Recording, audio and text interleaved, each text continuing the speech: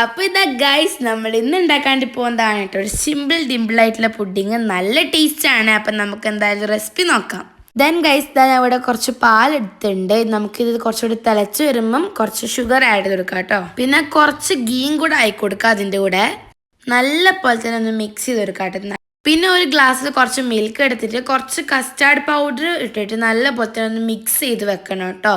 അത് ആ പാല് തിളച്ച് വരുമ്പോൾ നമുക്ക് അതിലേക്ക് ആഡ് ചെയ്ത് കൊടുക്കാം. ഇതും നല്ല രീതിയിൽ തന്നെ ഒന്ന് മിക്സ് ചെയ്യാം.